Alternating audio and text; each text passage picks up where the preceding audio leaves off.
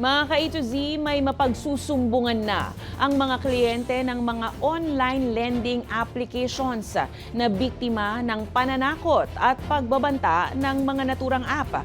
Ang one-stop shop na ito ay ilulunsad ng pamahalaan sa pangunguna ng Presidential Anti-Organized Crime Commission. Ayon sa PAOK, dahil sa tindi ng pananakot ng ilang lending apps, ay nauuwi ito sa trahedya para sa ilang biktima. May balitang A to Z Special Report si Kim Salinas. Inilunsad na ng Presidential Anti-Organized Crime Commission o PAOK ang one-stop shop na sumbungan at takbuhan ng mga biktima ng pananakot ng mga online lending app. Maaaring tumungo ang mga biktima sa tanggapan ng PAOK sa Pasay City. Iimbestigahan ng PNP Criminal Investigation and Detection Group ang kaso at bibiripikahin sa Securities and Exchange Commission kung lehitimo ba ang lending company o hindi. May kinatawan rin ng Department of Justice kung may kaukulang kasong isasampa. Pinapahiya sila sa kanilang mga kamag-anak, tinatawagan, nagpo-post sila ng kung ano-ano using yung AI.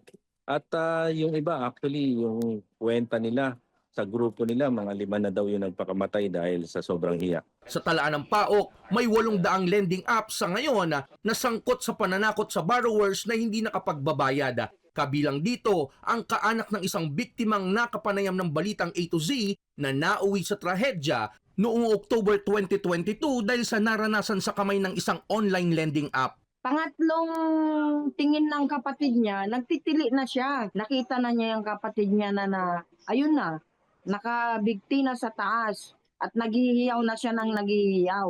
Natagpuan sa cellphone ng biktima ang pananakot ng online lending app. Hinanap ang cellphone niya na 2. Doon nakita na ng pamangkin ko na ayun na, yung mga pagbabanta sa kanya ng online number, computerized number.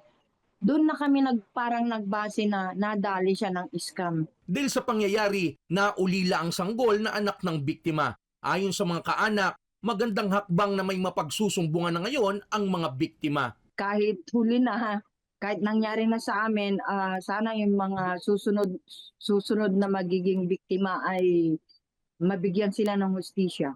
Kasi nung nasa sitwasyon kami, naisip naming humingi din ng tulong, kaso mahabang proseso, kaya hindi na kami nag-push through.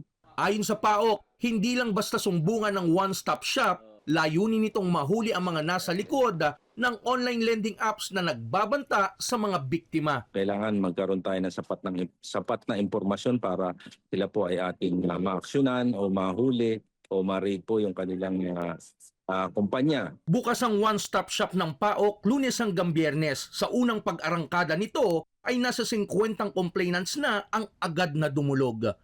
Para sa Balitang A to Z, Kim Salinas.